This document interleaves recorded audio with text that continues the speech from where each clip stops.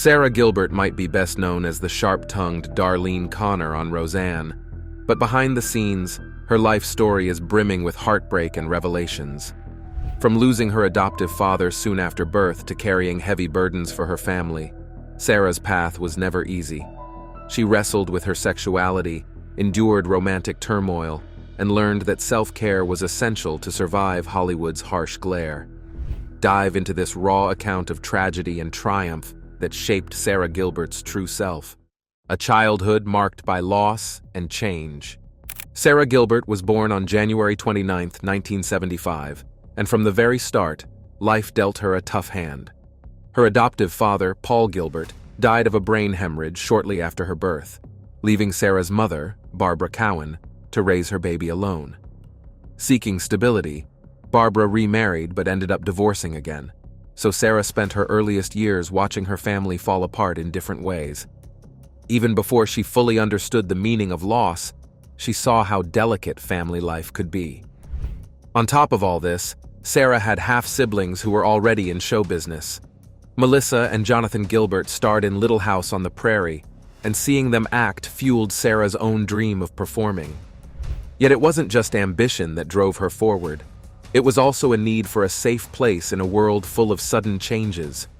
Acting seemed like a chance to shape her own story, even when everything at home felt so unsteady. In 1984, Sara made a major decision to take the last name Gilbert after her mother's marriage to Paul came to an end. Though she lost him early in life, that name tied her to the memory of a father figure who had inspired her creative hopes. Her grandfather, Harry Crane, a co-creator of The Honeymooners, also deepened her family's ties to Hollywood. Surrounded by people in the entertainment industry, Sara believed she was meant to perform, no matter the sadness and chaos in her personal world. As a child, Sara also saw her loved ones struggle with money, especially when her father, Harold Abels, hit hard times. She took on grown-up responsibilities, supporting him for a while as she tried to keep her own career afloat. The stress of balancing a budding acting path with family needs weighed heavily on her, but she refused to give up. She was determined to find her place in front of the camera. Despite all the sorrow that marked her early years, Sara learned powerful lessons about strength and self-reliance. She discovered she couldn't change the past, but she could shape her own future.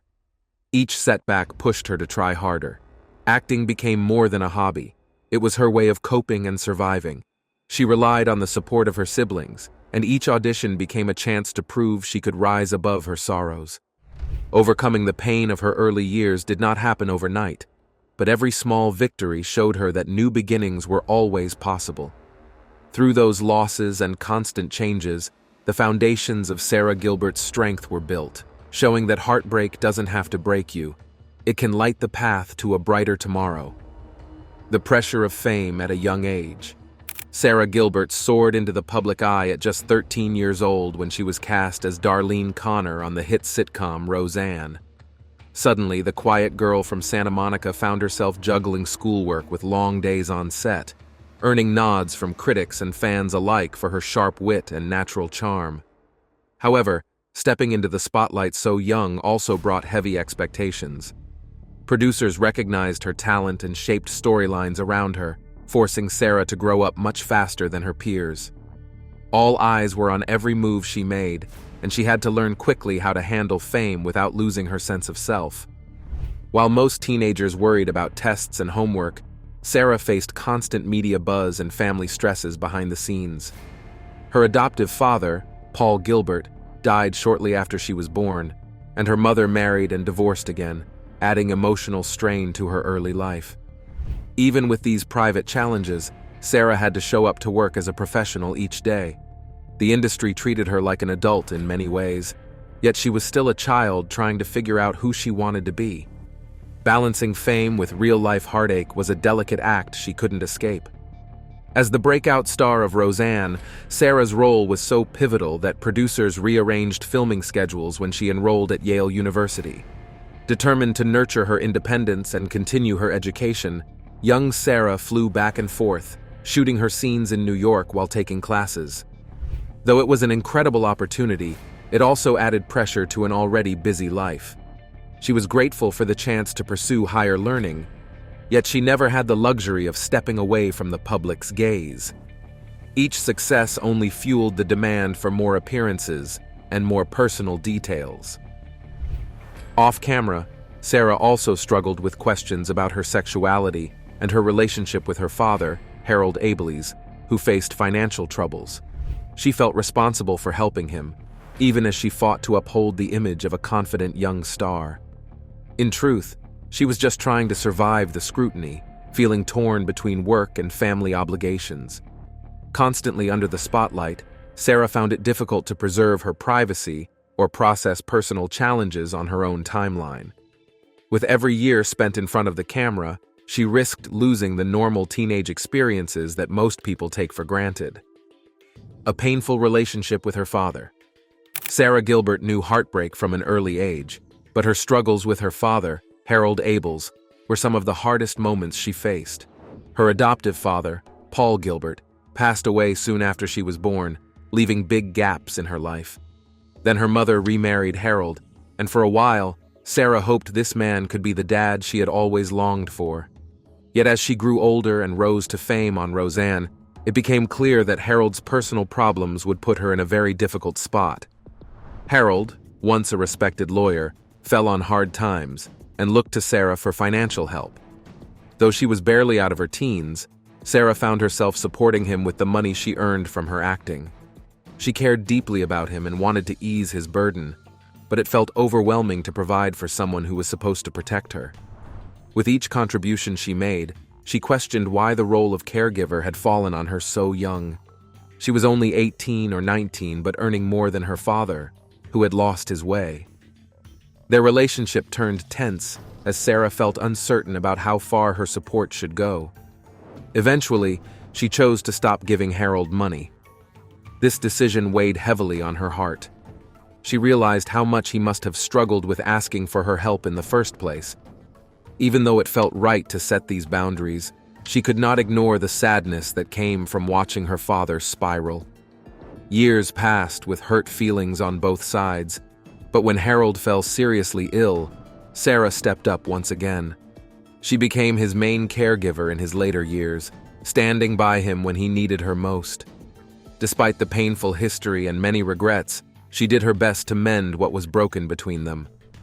By the time Harold passed away, Sara had given much of her strength to their complicated bond, channeling her guilt and love into caring for him right up until the end.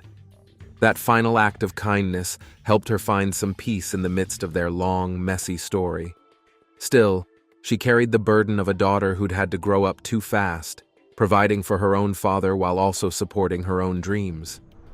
Sara's relationship with Harold was marked by confusion and heartbreak, but it also showed her capacity for compassion, resilience, and the deep need we all have for acceptance, no matter how late it arrives.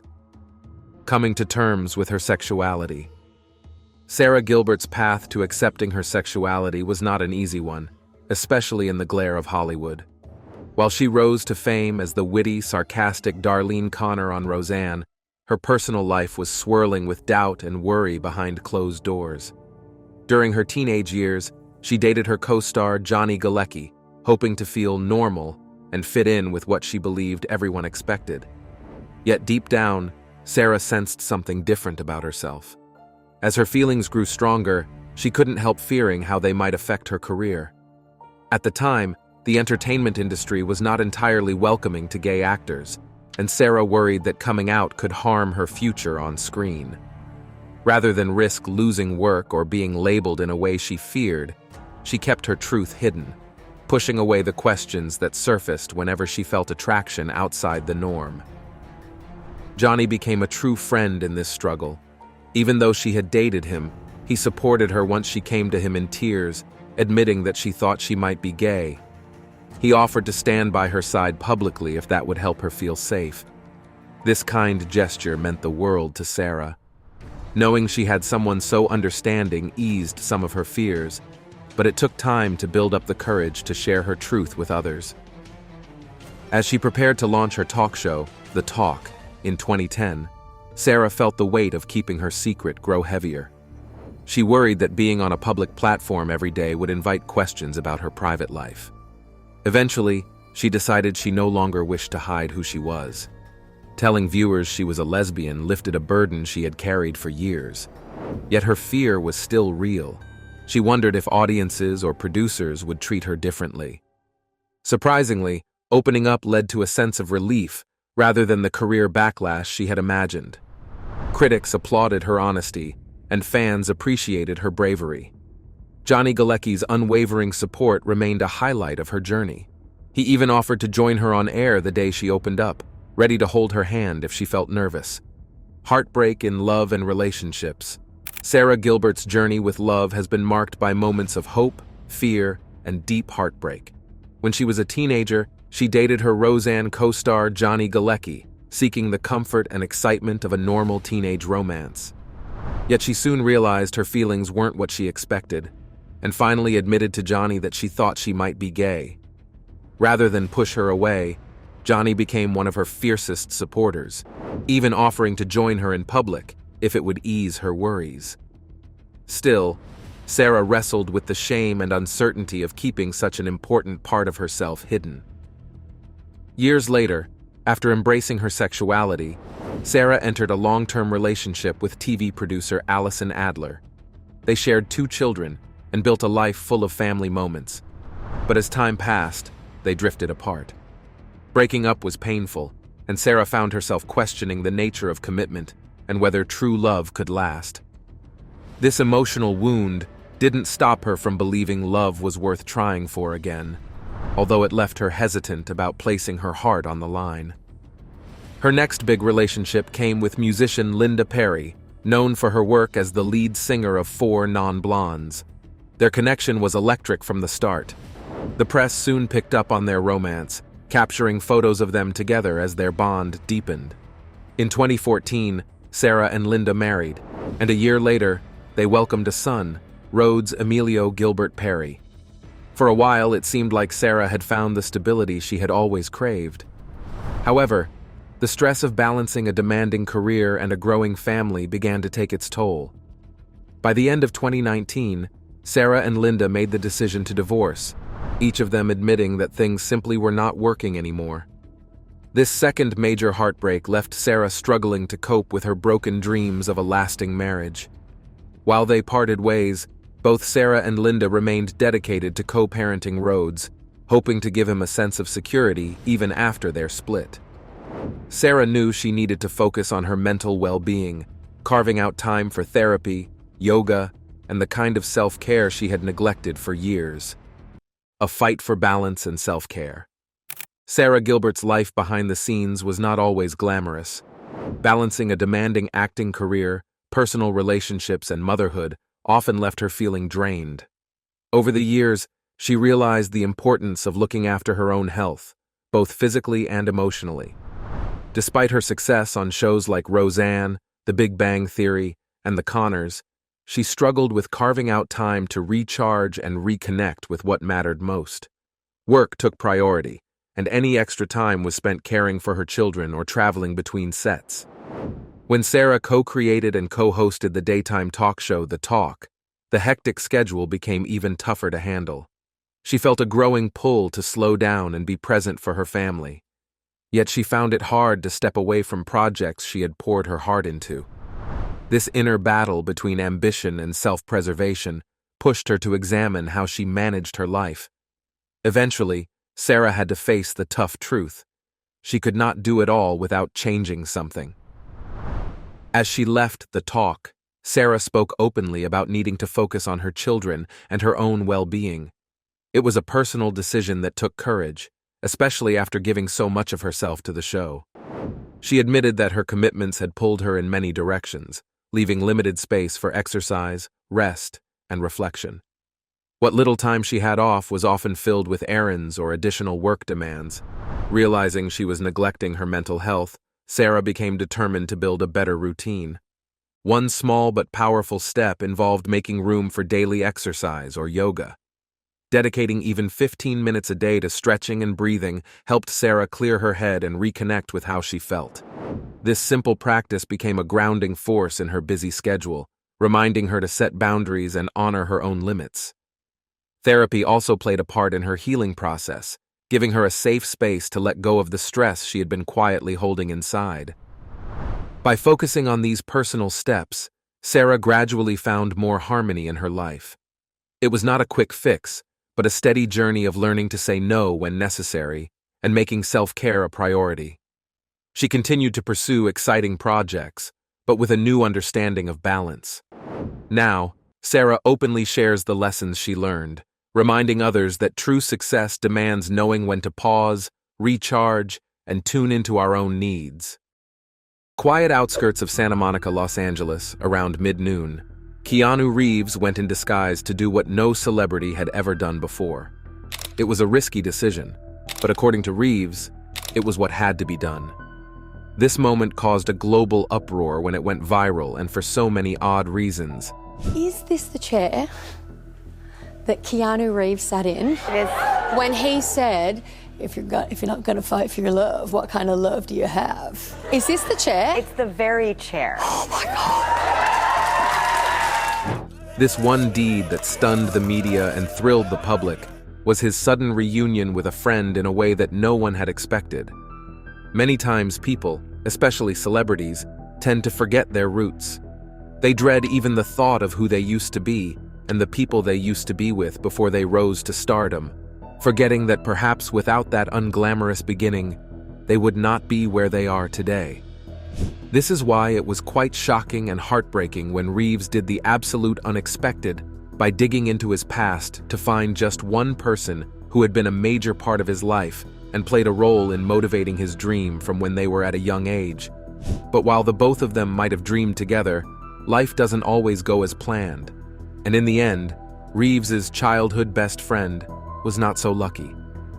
Growing up, life had stirred the wind of fate differently for both of them, and in the long run, their paths got separated. Decades later, Reeves' childhood friend would only get to see his best friend with whom he used to play silly games and run around on the big screen. Keanu Reeves was no longer the young boy he knew. He was now out of reach, and perhaps had forgotten he ever existed. Even with the hurt of losing a friend, Reeves's childhood friend was happy that at least one of them made a name for himself. In a small town that had little to offer and an unstable family background, the two did not have easy lives growing up. Before Reeves became a star actor, he used to be a simple young boy in Toronto who dreamed big of a bright future with his only childhood friend. The friendship between Keanu Reeves and Alex Chen was forged on the vibrant streets of Toronto's Chinatown. Growing up, they shared a love for adventure, comic books, and dreams of making a name for themselves. Their families, though from different cultural backgrounds, became close friends as often as not over dinner and nights full of laughter. When they were kids, Keanu and Alex spent hours navigating the city alleys while pretending to be action heroes. Their friendship deepened through many challenges during adolescence, but life doesn't always go as planned. While Keanu Reeves dropped out of high school at 17, Alex Chen continued his studies, but this drastic change caused a strain in their relationship. In no time, Reeves obtained a green card through his American stepfather and moved with his family to Los Angeles 3 years later, leaving behind his only friend. The distance strained their friendship, and though they promised to keep in touch, letters, phone calls, and visits became less frequent as life took them down different paths. It was during this time that Reeves and his childhood friend said their goodbyes and never crossed paths ever since. Not until recently, but before then, Reeves and his childhood friend got immersed in life challenges and the pressures of fulfilling their dreams. Keanu went on to achieve his dream of becoming an actor, while Alex went to college and took the more conventional path of raising a family. They took different paths in life, but the memories of their friendship in childhood remained in their minds. When Reeves first had his big break in the entertainment industry, Alex was just striving to get by life as a construction worker with a meager salary. Though with little hope, he had moved to Los Angeles to seek greener pastures just like his friend, and maybe even meet up with Reeves, who he had since lost contact with. And he did see him once, but by then, Reeves had become someone unreachable. It was on the 15th of October, 1989, 6 years after Reeves left Toronto. Alex was just retiring from work for the day when he caught sight of his childhood friend on the big screen for the premiere of the movie Bill and Ted's Excellent Adventure. The movie had been making waves in the country as the movie of the century, so it came to Alex as a shock that his friend had become such a top figure. While he felt proud, a part of him mocked his own fate. He thought that if Reeves knew the kind of life he was living, he would be disappointed in him. Unlike Reeves, he did not keep their promise to make it big in the future. Even if he had a chance to meet Keanu Reeves at the moment, Alex thought he would be too ashamed to look him in the face. After that fateful day, 25-year-old Alex swore to work harder to be able to be on par with his friend and proudly bump shoulders with him in the future, share a toast of goodwill with him, and perhaps tell him that he had always been his biggest fan. But decades later, life unfortunately didn't look up for Alexander Chen. Meanwhile, Keanu Reeves continued making waves with his reputation as a global sensation in entertainment, especially after the release of the first chapter of the movie John Wick in 2014. By then, both Reeves and Alex were now in their 50s. Alex now had a family to cater for, a wife and 3 kids. For him, life was manageable but not quite comfortable, but he was still the same Alex Chen from Toronto who had made good memories with Reeves. Years continued to pass, and not for once did Alex and Reeves ever get to meet. Alex later revealed that despite not getting to see his friend, Reeves remained a big motivation to him. Little did he know that all that was soon about to change. Years passed, and the fame of Keanu Reeves grew. He was tagged humble and kind, but the glare of the spotlight made him yearn for the depths of human contact. The chaos was just too much, and his mind would often wander to Alex, wondering what his dear friend was doing. Reeves even later revealed that the fear that Alex was dead gnawed at him. Unbeknownst to Alex, while Reeves navigated through the hurdles of fame, memories of a forgotten past and their lost friendship haunted him perpetually. It was the memories of that one person who was the motivation behind his dream, his childhood best friend. But there was a problem. The truth was that Reeves had never for once forgotten Alex. Reeves had no idea where this friend of his was or what he would look like now. With the connections he had, Reeves had traced back to the town where they had grown up to look for him and searched through the nook and cranny of the internet, all to no avail. To make things even harder for Reeves, Alex had deliberately kept his distance, not because he did not miss his longtime friend, but because he was scared he would disappoint him. And though swaddled now in the glamour of Hollywood, Keanu admits his mind often flashed back to days when the biggest weight in life was deciding which game to play or what bike trail to take. The years that went by did nothing to blunt the memories. Sleepovers full of bouts of laughter, talking through the night, and sharing dreams. Success brought a glut of friends into Keanu's life, but none erased the deep bond he once shared with Alex. Determined thus to reconnect, Keanu tapped deep resources to find this most elusive of friends. He went deep into the internet, accessing social media sites and people finder databases. Representatives from his staff contacted mutual acquaintances from their hometown, asking about the whereabouts of Alex. Each lead was disappointing, it seemed. The more Keanu searched, the grimmer things looked. The not knowing bugged him, feeding the determination to find closure. Once, his search had turned up with a bit of luck. It was in 2019, on the evening of New Year Eve. While Reeves was navigating online forums in his hometown, a user's comment with a username that sounded much like their childhood nickname for one another, Toro_88, mildly stopped him in his tracks. Heart racing in anticipation, he began to write a private message, the question slowly coming into focus on his keyboard. "Is this Alex Chen? It's Keanu Reeves. Please respond as soon as you can." Sadly, weeks passed without any response. Keanu grew increasingly anxious over whether he had found his friend or chased just another ghost. Time went by and the search went on for many more years, but Reeves never got close to finding Alex Chen.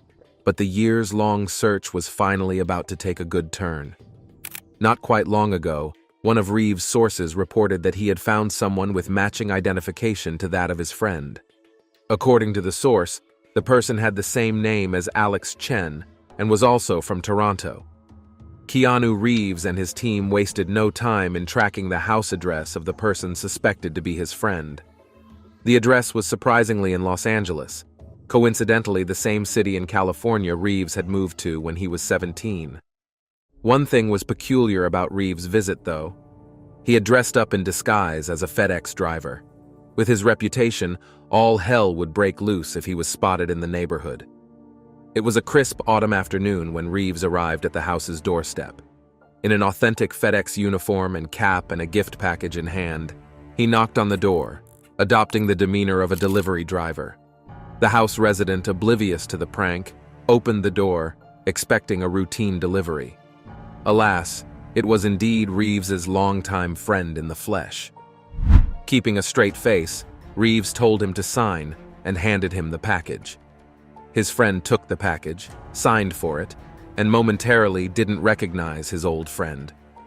For a few seconds, Keanu maintained the charade before getting overwhelmed with emotions and breaking into a wide grin. "Hey, buddy," he exclaimed, revealing his identity. The friend's confusion turned to shock and laughter. He called out to him in excitement, "Keanu!" With tears filling their eyes, the two friends immediately collided into a warm hug. It was a heartwarming scene. They spent the next few hours catching up on old times, sharing stories and laughter, but also grieving on the lost time. The afternoon wore on, filled with warmth and camaraderie. As Keanu prepared to leave, he handed his friend a small, unmarked package. "A little something for old time's sake," he said. Inside, his friend found a customized photo album filled with pictures from their childhood, adolescence, and early adult years. Tears welled up in his eyes as he flipped through the pages. In the scene, Reeves's friend could be heard saying, "Thank you, Keanu. This means everything," with a voice choked with emotion. Even as Keanu departed, the sadness in the eyes of the men now in their 60s told the story of two young boys whose friendship had endured through joy, love, and pain. Lost time cannot be regained, and the good old days cannot be relived, but at the very least they were going to make meaning of the present together. What do you think of their friendship and Reeves' personality? Let us know in the comment section. The nunnery and its practices. Residing in a convent during the medieval era was a daunting prospect, even by the standards of the time. When I was younger, I would have never have seen myself as a nun, ever, ever, ever, ever. But what do you think drove women to embrace such a life of austerity and religious devotion? Shockingly, the motivations were often far from purely spiritual or rooted in a quest for divine closeness. It may be surprising to find out that monastic life symbolized liberation for many women. Reflecting on our progress as a society, it's crucial to recognize that women's choices were severely restricted back then. For those seeking education and autonomy, convents offered one of the few paths. With limited opportunities elsewhere, a convent's restricted and disciplined life became an appealing sanctuary for many women seeking a different kind of fulfillment.